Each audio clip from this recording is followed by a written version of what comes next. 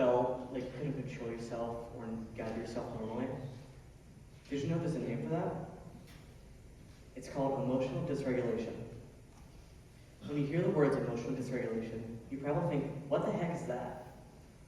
Well, National Library of Medicine describes it as difficulty and reduced ability with expressing emotions and an unstable emotional mindset, which is to say you have trouble processing emotions. With this new knowledge on what the definition is, there's a list of symptoms that Rogers Behavioral Health had listed when you're experiencing emotional dysregulation. These symptoms include severe depression, anxiety, excessive substance abuse, extreme perfectionism, conflict in relationships, eating disorders, and suicidal thoughts or attempts. Here's something that might not be surprising. Emotional dysregulation can develop during early stages of childhood, usually popping up from mental trauma or just trauma in general.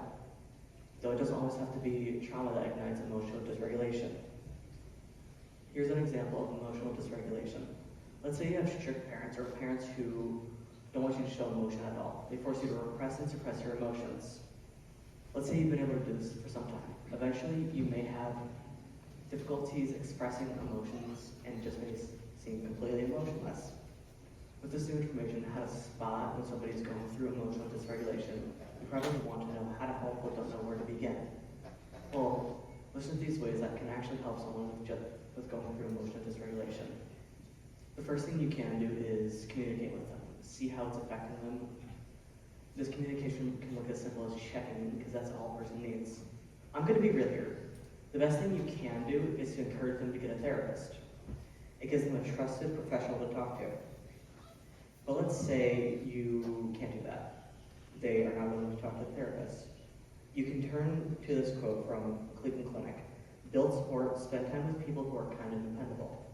This quote reinforces that building support from close friends who are dependable, they can help with developing emotional regulation, which can help avoid emotional outbursts.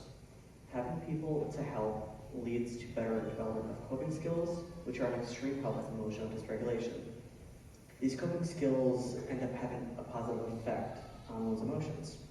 An amazing coping skill that can be utilized, but not a lot of people use, is taking a break.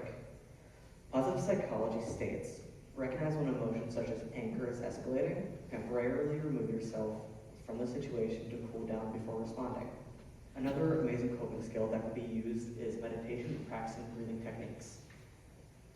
Practicing techniques can extremely help, especially when it's a more angry or sad result of emotional dysregulation.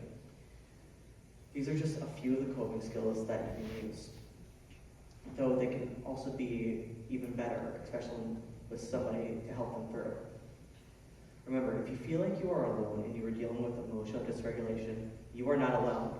There are 415 million others going through this too. If you are wanting help, I extremely encourage you to get a therapist. They are taught and trained to help people, but at the very least, get a supportive friend or family member to talk to. Thank you.